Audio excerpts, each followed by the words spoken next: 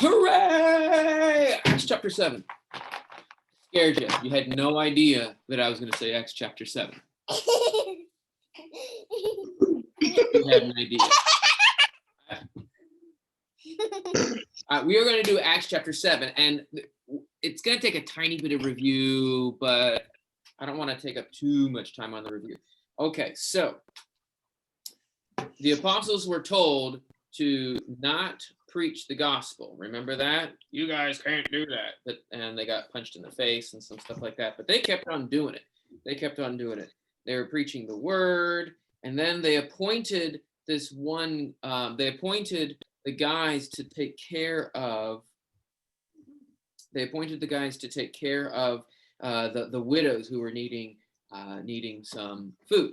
And one of them was this guy, Stephen, and I gave him the dark hair. And at the end of the chapter, after he's been helping the people with food and all that, then we find out that Stephen, who is full of grace and power and wonder and signs, is a really great preacher. So he preaches left-handed with an exclamation mark. And there's his greatness showing. And some of the Jews were really grouchy, and they said that Stephen was saying no to Moses and no to God's throne. And so they grabbed Stephen by the shoulder area, and they're going to listen to him. And when they look at him, he had the face of an angel, which probably means this innocence, holiness, and goodness. But it can also mean, because angel is a messenger, so he might have even just looked like he was a messenger, someone who needed to do some speaking. And guess what he speaks? The answer is chapter 7. So you can just do like I'm not going to do a bigger word bubble than that. That's a big enough of a word bubble, because chapter 7, if you've got your Bibles, it's mine. It starts on page 8 and includes page 7 and goes page 7, page 8, all the way through most of page 9. This is a long sermon. So we will do half of the sermon today and half of the sermon on, you guessed it, not today.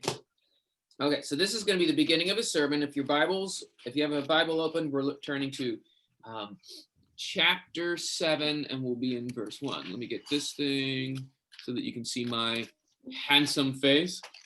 There I am. All right, so this is what he said. And the high priest said, "Are these things so?" And he said, this is where he starts preaching. It's a long sermon, so this is kind of cool. "Brethren and fathers, listen, hearken.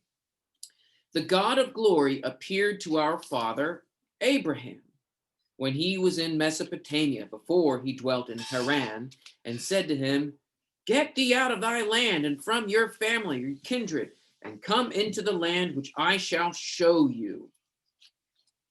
Then he came out of the land of the Chaldeans and dwelled in Haran.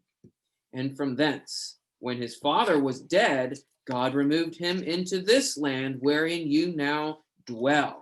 All right, we're going to stop there for a moment. Okay, so God called Abraham, and because it's Abraham, we've got to give him like a mega beard, right? Because Abraham is the father of all the nations. That means he's got like a mega beard. And he's a happy guy. And there's Abraham with the mega beard. And he was living at the time that God talked to him, in Mesopotamia. I'll draw a bigger map later. And he says, "Get out of your land and from your kindred." And so here's his land that he was living on. Let's just say there's a tree growing on it. And he had a family there. Like extended family, and God said, you need to leave them and go away. That's a hard thing. So then he came to Haran. He went from basically Ur of the Chaldeans to Haran, and he lived there for a while until his father was dead. Not killed or anything. His dad just got old and died. And so you could say, here's the grave of his father. Okay, not a bad, ugly death, just an old man. So God then made him leave again, removed him into this land wherein you now dwell. What land was it that they were all dwelling at that time? Jerusalem. City of Jerusalem, in the land of Israel is the country, right? Oh. Or you could say the land of Canaan.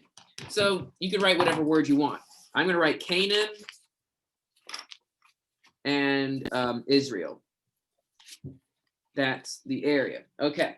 So Abraham was told by God to leave Ur, and he went pretty far away, all the way to Haran. And then he was told to even go farther away. And so what is it that we're learning about God in this little bit? This is what I want you to think about in this sermon. What are we learning about God? That he takes care of you no matter what. Okay, that is definitely going to be what we're going to see. All right, let me write that down. God takes care.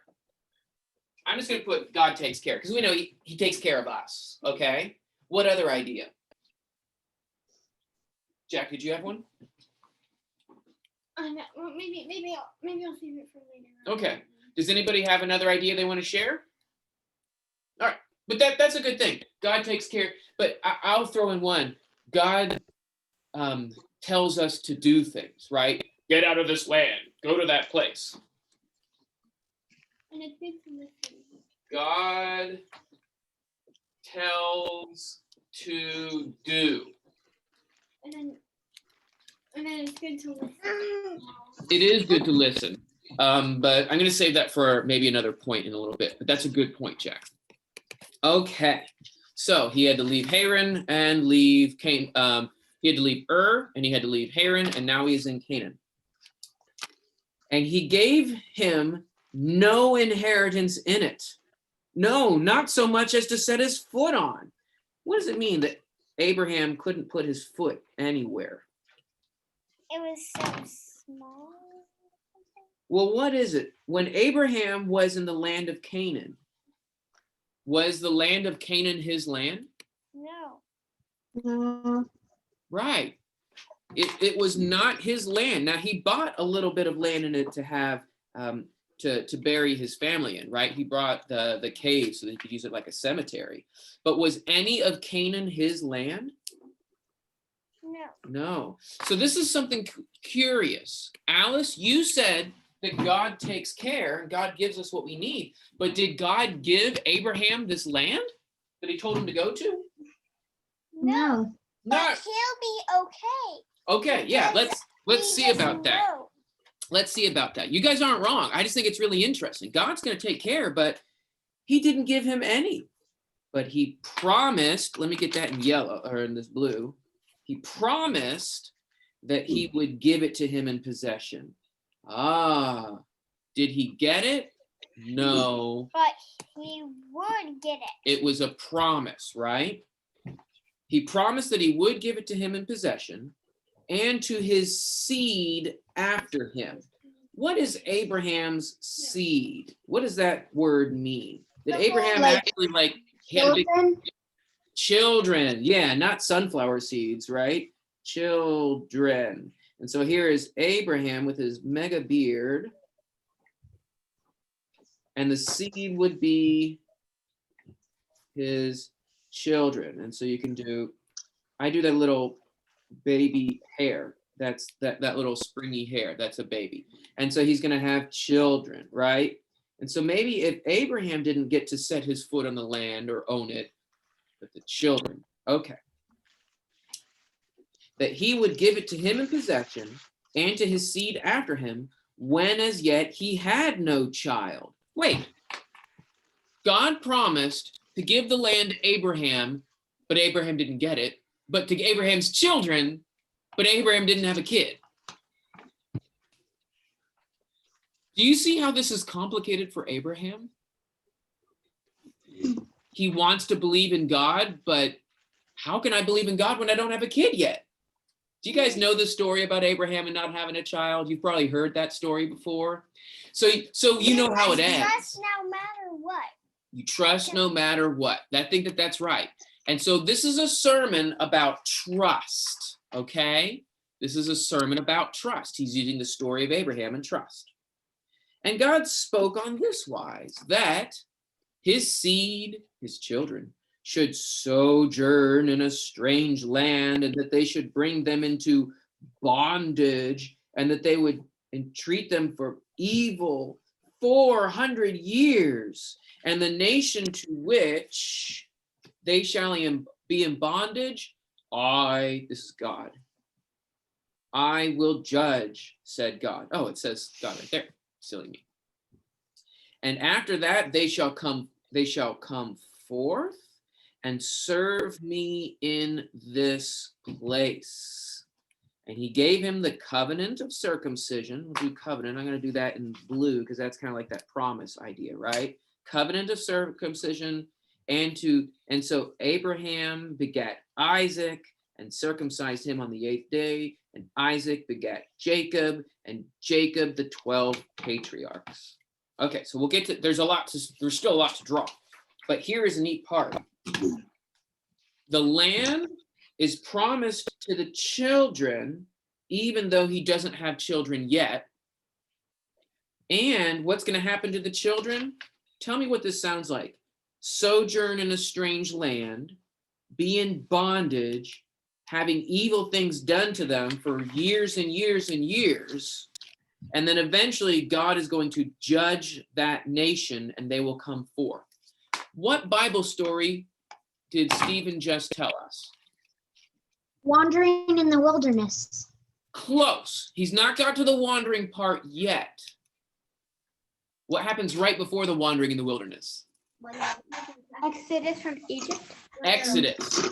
When there's slaves in when there's slaves in Egypt, and then they get the Exodus. So God is basically promising, do you know how to draw Egypt? You just draw a pyramid. Oh, that's Egypt. That's what that is. Which is, okay, this is how you draw a pyramid. In case you want to draw a pyramid, I'll do it again slowly. You draw a triangle, that's the front of the pyramid, and then you draw a bad triangle. And that now it looks like a 3D pyramid. And then you can draw a sand. So you do, there's not this many pyramids, but you do one good triangle and then one bad triangle behind it. So that's the idea. They will, oh, is it turning blue again? Yeah. Come on, stop turning blue. Oh, well. So he is telling him the story of Egyptian slavery and then freedom. Maybe it's turning blue because your pencil is drawing blue. Yeah, we'll see. Or there's a magic. It's magic writing. Yeah, we'll see. Okay, so God will take care of you, and God's going to tell you what to do, right? Well, in the sermon, we learned Abraham didn't have any kids, right? But then what happens? Abraham begat. Isaac. Beget means he had a kid. He beget Isaac. Isaac beget Jacob. Jacob begat, in this sermon, the 12 patriarchs. All right, so we got Abraham. And then there's Joseph too. All right, but he's one of the 12, right? Abraham, okay, we'll put an A on his beard. Abraham begat Isaac. What does Isaac look? Isaac has a mustache because they can't all be the same. Oh, that looks like he's yelling. Hold on. Abraham, okay, Isaac just has shaggy hair. That's what I'll do.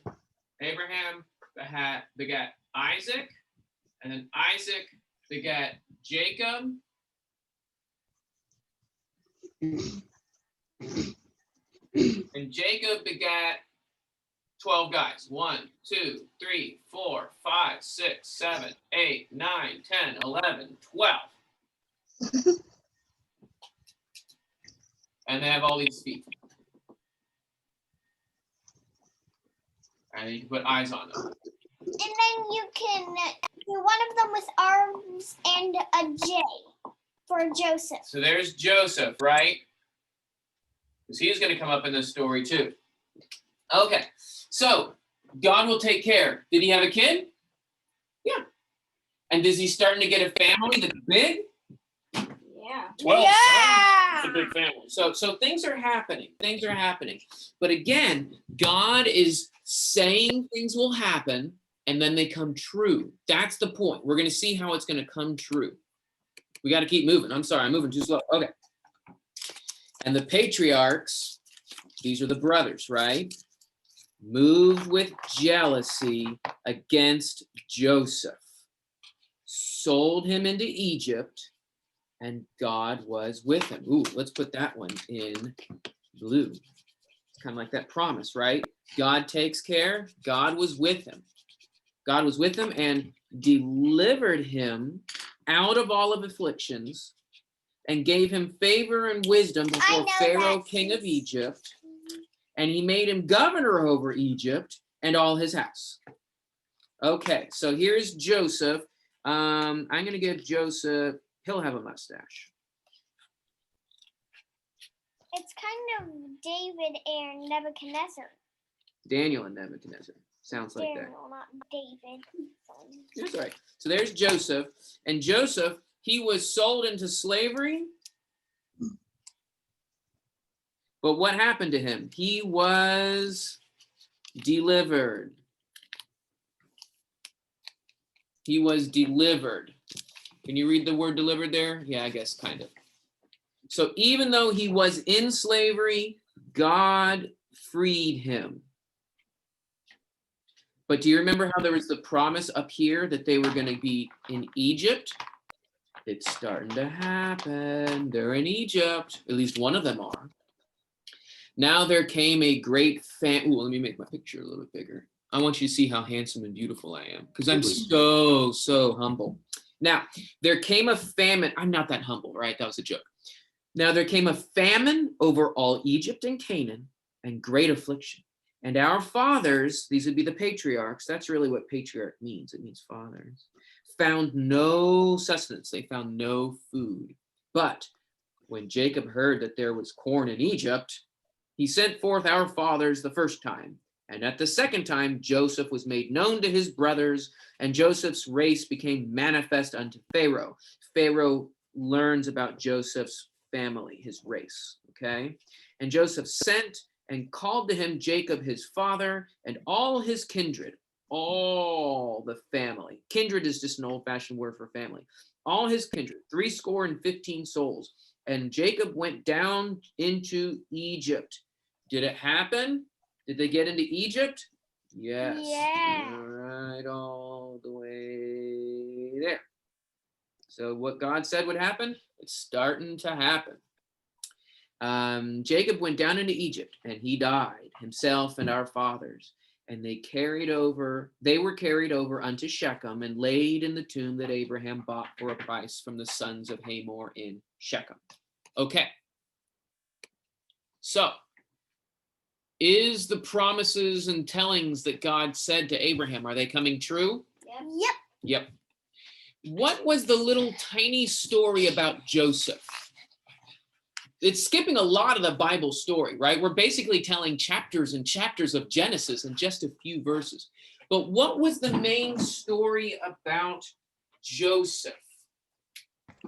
He got sold as a slave and went to Egypt, but God helped him prosper during that time. Right. Did it tell him about, did the sermon tell about all the bad things that happened to Joseph? No. Really what it said was God was with him and delivered him. God takes care. God tells what to do. We need to write a third one up, right? God, and I'm going to put it in blue because I want this to be seen. Delivers. I have one. I have a fourth. Well, not yet. Just a little bit, Alice. God delivers, or God frees, or God opens up, or God saves. There's a lot. Actually, save is a good word, and that's nice and short. But I'm using the word deliver. That's another major point in this sermon. Do you trust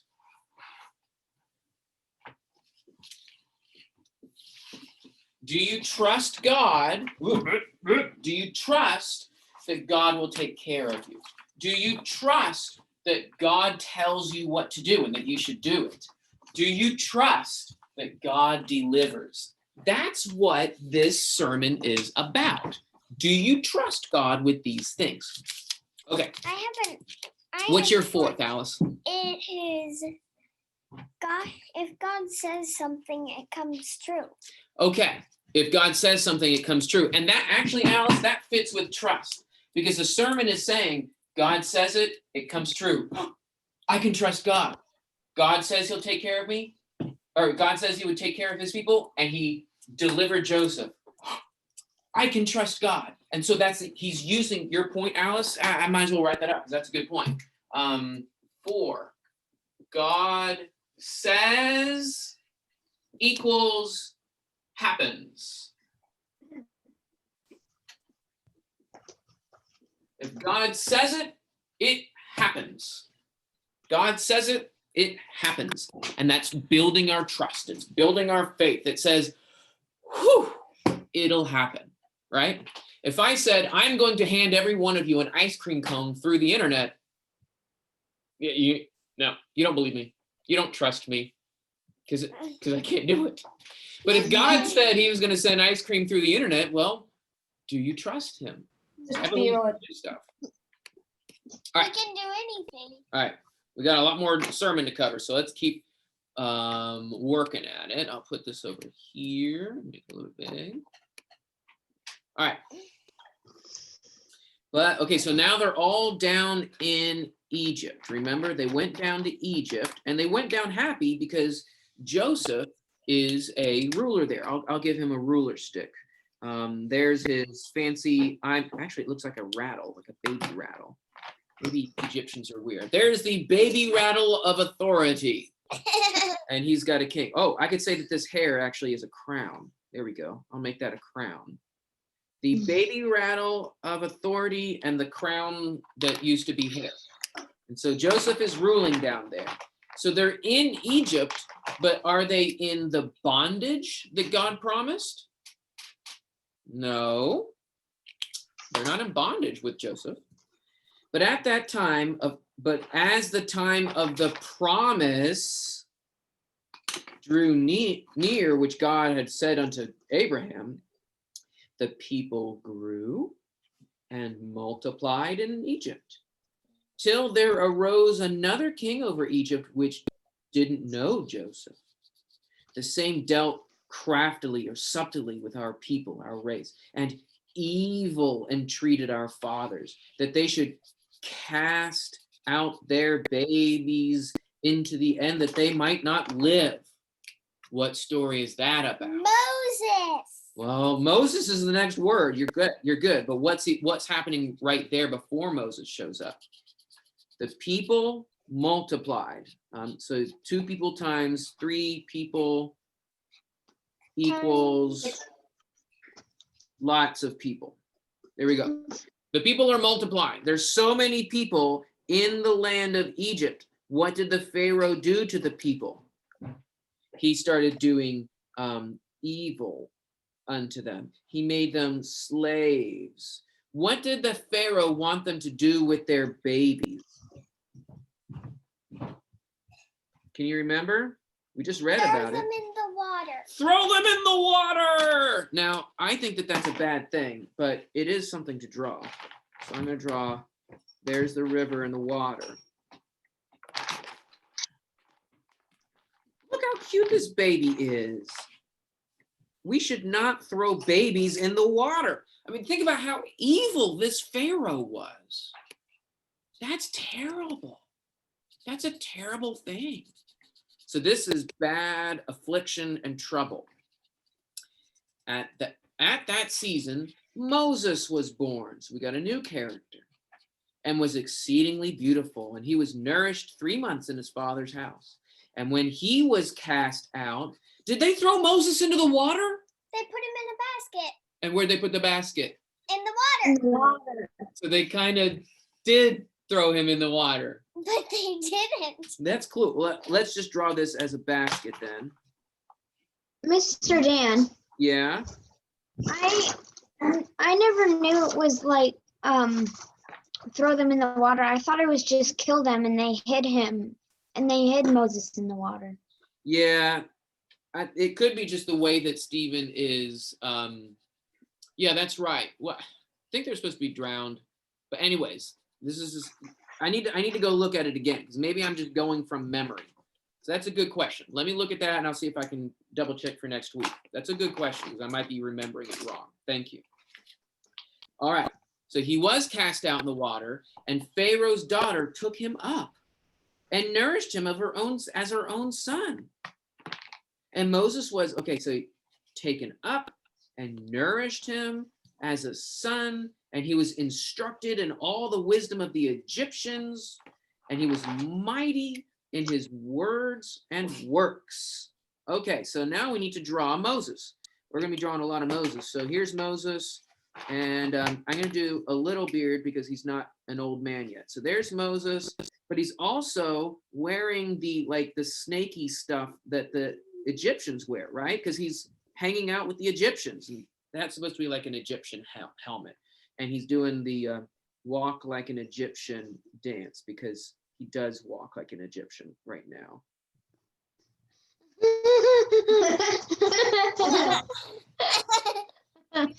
When he's living with the Egyptians, he's kind of acting like an Egyptian, right? That doesn't mean he's evil, but that's how he grew up.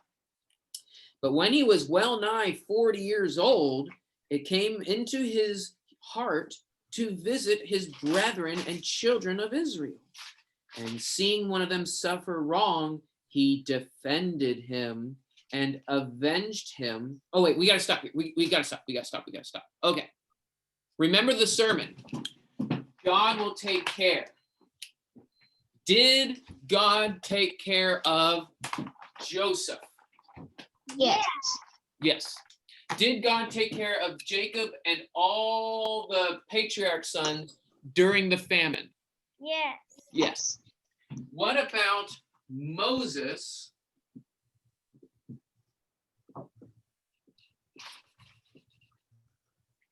and all of the Israelites?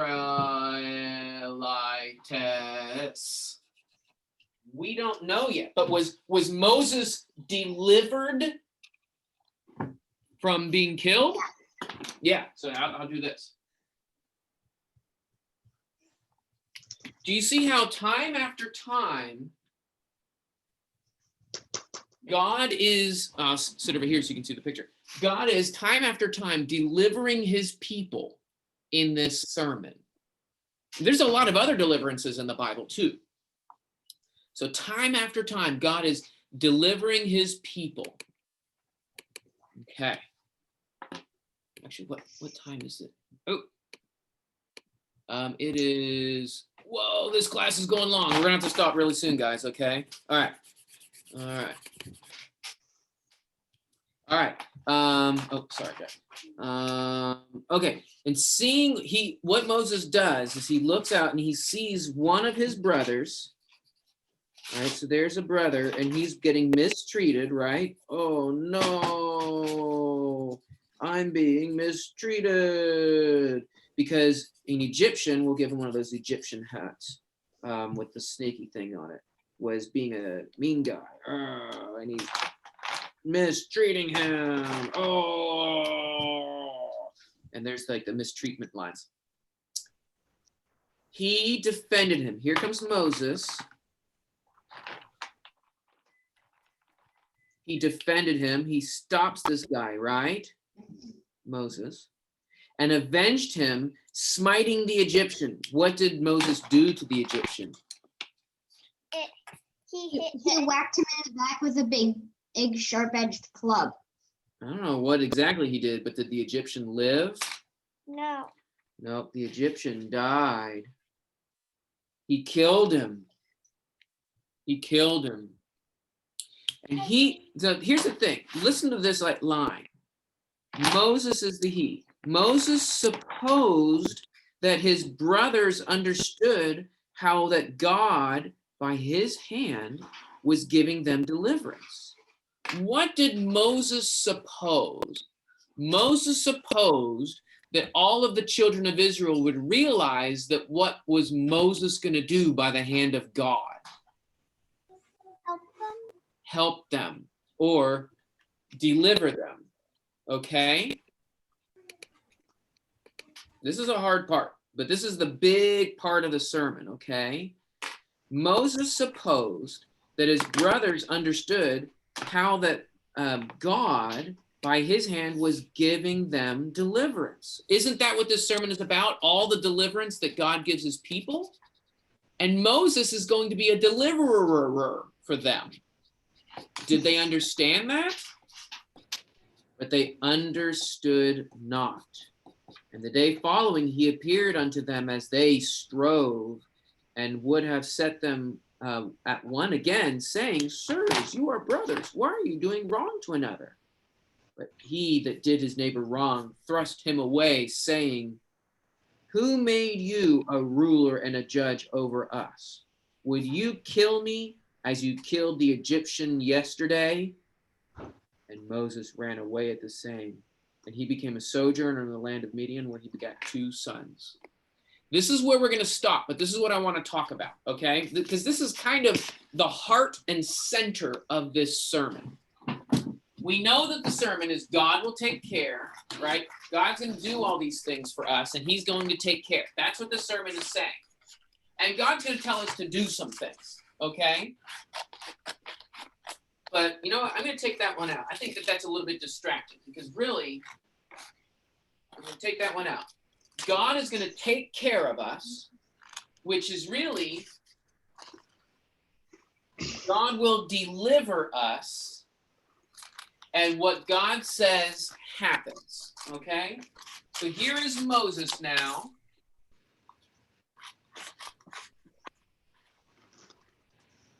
And yesterday, he killed the Egyptian, right?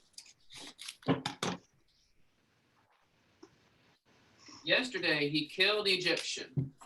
And today, in the sermon, he sees 2 Israelites fighting.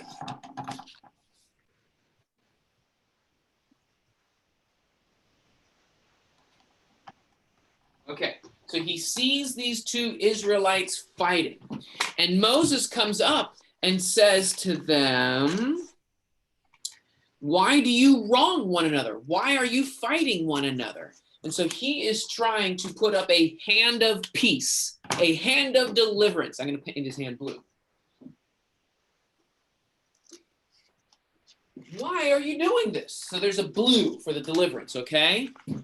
And these guys that are fighting, and this guy that is doing the wrong, this man, I'm going to do screen share because these words are really important. Who made you a ruler and a judge over us? Would you kill me as you killed the Egyptian yesterday?